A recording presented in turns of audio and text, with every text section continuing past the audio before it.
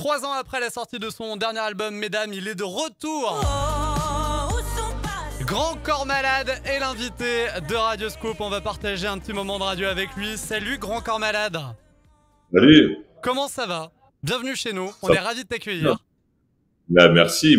Je sais que Radioscoop nous suit depuis longtemps. Ça fait très plaisir. Ravi d'être là. Eh ben nous, on défend Grand Corps Malade, on défend l'artiste, on est fan. Alors nous, on a passé une belle rentrée, que ce soit à la radio avec nos enfants. Ça ressemble à quoi une rentrée d'artiste? Un mois de septembre d'artiste? Ça ressemble à notre vie à nous aussi, pareil?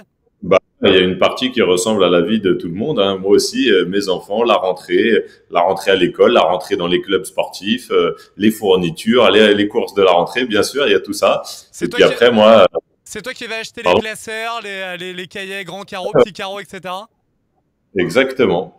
Et puis à côté de ça, après il y a ma rentrée de mon travail à moi. Et là, c'est une rentrée chargée puisque il y a cet album qui sort le 20 octobre et ce single Retiens les rêves qui sort la semaine prochaine. Exactement, 3 ans après le carton de Mesdames, donc un nouvel album, tu viens de le dire, arrive le 20 octobre prochain. Il a pour nom Reflet. Ça fait quoi de revenir après un aussi gros carton? Parce que Mesdames a été l'un de tes plus gros succès commerciaux. Est-ce que ça rajoute une pression supplémentaire ou alors pas du tout? T'es ultra confiant, t'as une confiance au max suite au succès du dernier opus. Non, en tout cas, ça met pas de pression au moment de la création de l'album parce qu'à ce moment-là, je pense pas aux chiffres, aux ventes, etc. J'essaie juste de raconter ce que j'ai envie de raconter sur le moment, de faire les plus belles chansons possibles. Après, oui, ça met peut-être une petite pression au moment de la sortie où c'est vrai que si on s'amuse à comparer avec les chiffres de Mesdames, ouais, là, ça a été un album tellement un raz-de-marée que évidemment, on vaut mieux pas essayer de comparer parce que on fait pas à chaque album plus de 650 000 ventes. Donc voilà, on cherche pas à comparer. En tout cas, voilà, on a un album qui s'appelle Reflet, dont je suis très fier et j'ai surtout maintenant hâte que vous puissiez l'entendre. Le nouveau single s'appelle Retiens les rêves, ça ressemble à ça. Et c'est un événement puisque c'est la première fois que tu chantes sur un morceau. Alors pourquoi tu as décidé de sauter le pas en chantant comme ça et surtout pourquoi tu l'as pas fait avant? Alors, je suis désolé de te contredire, Ah, mais moi j'ai déjà chanté. Ouais, oui. Alors évidemment, j'ai jamais chanté beaucoup, mais sur un ou deux refrains, sur l'album avant Mesdames, sur Plan B, je chantonnais un petit peu sur Mesdames, des fois en duo avec les sœurs Berthollet, tout ça. Des fois, je poussais un peu la chansonnette, mais voilà, c'est la première fois peut-être sur le premier single où je chante intégralement le refrain. Donc voilà, non, j'ai pas eu de problème à sauter le pas puisque j'avais commencé petit à petit de temps en temps. Et puis en tout cas, je trouvais que ça servait bien ce morceau-là. J'avais envie d'une certaine douceur dans le refrain. Donc voilà, je dis, je slame, je sais pas comment on peut dire les couplets. Je chante le refrain. Voilà, c'est ni plus ni moins une chanson. Et tu sais qu'à la première écoute, nous quand on l'a écouté et tout à la radio, à la première écoute, je me suis dit mais qui c'est qui chante le refrain? C'est qui le featuring? C'est incroyable, c'était tellement surprenant pour nous qu'on s'est tous posé la question. Il y a 3-4 personnes autour de moi qui, en tout cas, a eu exactement le même réflexe. Au-delà donc du refrain chanté, le tube Retiens les rêves est sublime, il faut être très clair avec ça. Il parle de tes enfants, de l'enfance et finalement il parle aussi du rôle de parent, de papa, qui est la suite logique de notre vie. Enfin moi du moins je l'ai compris comme ça le morceau. Je suis dans le vrai ou pas du tout? Ouais, si, bien sûr, c'est ça. C'est le temps qui passe, c'est les enfants qui grandissent. Alors, on vit des moments très simples avec eux et en même temps magnifiques. C'est à la fois des moments communs et en même temps, c'est des petits privilèges. Donc c'est pour ça que je me dis, est-ce que c'est un rêve? Est-ce que c'est un rêve éveillé? Et en tout cas, c'est pour ça que ça s'appelle Retiens les rêves. C'est qu'une fois que les enfants sont là, le temps s'accélère, tout passe très vite et on a envie des fois de retenir un peu ce temps-là. Donc, c'est un peu tout ça que je raconte dans cette chanson-là. Je te cite sur la fin du titre, je veux bien devenir adulte pour être papa. Est-ce que finalement c'est pas le meilleur résumé de ce premier single? Peut-être, ouais, c'est je veux bien devenir adulte si c'est pour être papa. Et oui, c'est la petite conclusion de ce morceau-là. Évidemment, on grandit, puis on vieillit. Mais si c'est pour avoir des moments et des sentiments si forts grâce aux enfants, il n'y a pas de problème, on accepte ça.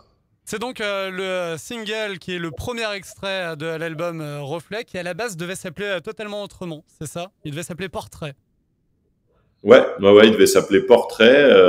Et puis bon voilà, les choses évoluent et donc finalement c'est devenu un peu plus diffus, un peu plus flou que Portrait. C'est Reflet parce que j'adore cette notion de reflet. Ça raconte plein de choses. Hein. C'est le reflet de notre époque, le reflet d'une société. Et puis c'est aussi notre reflet à nous dans la glace, dans le miroir. Et mais aussi il y a un titre sur l'album qui s'appelle Reflet où je parle justement de qui se reflète dans qui, quoi. Est-ce que le public se reflète dans mes textes? Est-ce que c'est mes textes qui reflètent le public? Voilà, j'aime bien cette notion du regard les uns sur les autres qui se mélangent. Et à partir de quand tu te dis, bah non, finalement, je vais changer de titre d'album? Comment ça fonctionne, comment on choisit surtout le titre d'un album? Finalement, on pose jamais la question aux artistes. Mais là, pour le coup, tu t'assumes le fait que tu as changé en cours de route. À partir de quand ça arrive, ça, cette envie de changement? Il y a pas vraiment de règles, hein, ça dépend. Des fois, on a une idée dès le début et cette idée reste là jusqu'au bout. C'était le cas pour Mesdames, par exemple. Avant même d'écrire une chanson, je me suis dit l'album s'appellera Mesdames. Et puis des fois, ça évolue. Des fois, on a une idée préconçue. Et puis au moment où l'album se construit, au moment où on a plein de titres, bah ça fait évoluer les envies et voilà. Et du coup, c'est le terme de reflet qui est ressorti. Reflet sort le 20 octobre prochain. Si tu devais sortir un titre de cet album, ça serait lequel et pourquoi? Attention, question piège, je ne veux pas que tu me parles du premier single. T'as pas le droit. Tu es dur, tu es dur. Il faut choisir un autre titre. Choisir un autre titre, eh ben peut-être alors je choisirais Reflet justement, qui est un titre très rythmé, très festif et qui raconte cette histoire-là où je parle au public en fait. Je parle de ma rencontre, de mes rencontres avec le public et où je leur dis que je leur ai un peu volé leur vie pour les mettre dans mes paroles, mais évidemment leur vie c'est aussi un peu la mienne et voilà et je leur dis que leur vie se reflète dans mes textes. Donc voilà, ça s'appelle Reflet et je pense que on va. En plus, c'est un morceau très rythmé avec des cuivres assez festifs. Et je pense que sur scène, on va bien s'amuser quand on va faire ce titre-là. Eh ben, le lien est tout trouvé, alors que pourtant on n'a pas écrit l'interview ensemble. Qui dit nouvel album dit nouvelle tournée. Pour présenter cet opus sur scène, tu seras de passage dans la région. Attention, papier crayon, parce qu'il y a une liste incroyable. Au Zénith de Saint-Thé, le 19 janvier, à Chambéry le 21, au Zénith d'Auvergne à Clermont le 14 mars. Et dans la toute nouvelle Arena à Dessines, juste à côté de Lyon, le 20 mars, là aussi les infos, les résas, point de vente habituel. Je suppose que dans ta tête, la tournée est prête.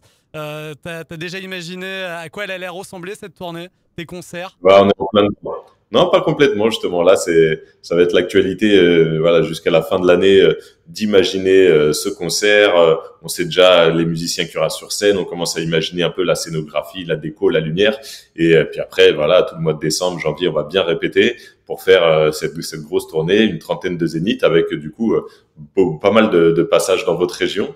Et oui, voilà, vous avez dit les dates, merci beaucoup. On peut retrouver toutes les dates sur mes réseaux, sur Instagram, etc. Voilà, j'ai hâte que les visages du public se reflètent sur scène. Et pas le temps de t'ennuyer pour toi, puisqu'il y a ce nouvel album là qui arrive en fin d'année à 2023. Il y a la tournée en 2024, mais il y a aussi un autre événement super important pour toi en 2024. C'est la sortie du biopic sur Charles Aznavour avec Tahar Rahim. C'est ton troisième film. C'est une pression peut-être un peu plus grande que les deux premiers, puisque bah voilà, tu t'attaques à Monsieur Charles Aznavour quand même.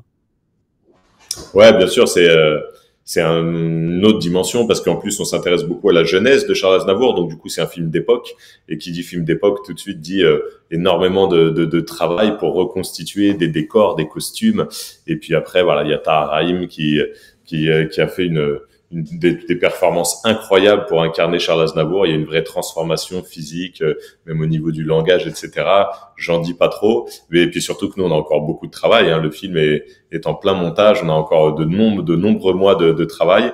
Et oui, ça sortira en 2024. Mais ça va être voilà, c'est évidemment un projet colossal et très important pour nous. Et j'ai hâte de pouvoir le partager avec le public. Et sinon, tu dors quand? Parce que bon, tu as fait donc un nouvel album, tu vas faire une tournée, tout ça, ça se prépare. Idem pour le film sur Charles Aznavour. À un moment donné, il faut se reposer, non? Ouais, ça va, j'y arrive. J'ai trouvé quelques heures par nuit pour dormir et m'occuper des enfants. Tout va bien. Grand Corps Malade, voici maintenant, pour bien refermer ce petit moment de radio ensemble, la question que tout le monde se pose. Charles Aznavour en 2024, donc tu auras 47 ans, c'est le biopic qui arrive. Il est de toi, je te propose de partir en 2044. Tu en as donc 67, bac plus 2 les enfants, je viens de calculer dans ma tête comme ça, comme un grand. De quelle chanteuse ou chanteur actuel aimerais-tu faire le biopic Waouh. dans 20 ans? Dans 20 Tu peux ans, choisir une star à l'international, voilà, tu choisis.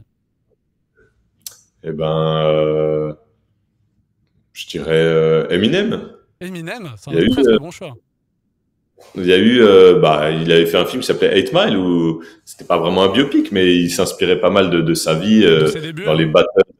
dans les battles de rap de Détroit. Et voilà, je pense que j'aimerais bien ensuite m'intéresser à comment il est passé au succès, comment il l'a vécu. Je sais que je le connais pas personnellement, évidemment, mais je sais que c'est quelqu'un de compliqué, qui a eu des hauts, des bas, qui a eu plein d'histoires. Et en même temps, c'est un vrai génie. C'est le rappeur dans le monde qui a vendu le plus d'albums dans l'histoire du rap. Donc ouais, je pense après un bon biopic. Eh bien, vous savez quoi? Il y a un point en commun en plus entre Grand Corps Malade et Eminem, c'est que les deux ne vieillissent absolument pas. Vous avez la même tête, voilà, c'est génial. On en parlait l'autre jour concernant Eminem, et ben ça marche aussi pour toi, Grand Corps Malade. Grand Corps Malade, de retour avec un nouveau single. Retiens les rêves, l'album c'est Reflet, ça sort le 20 octobre prochain, histoire de passage dans la région. Bien évidemment pour sa tournée qui débutera au tout début de l'année 2024. Merci beaucoup Grand Corps Malade d'avoir participé à ce petit moment de radio, c'était très sympa. Merci beaucoup pour l'accueil et à bientôt, Scoop.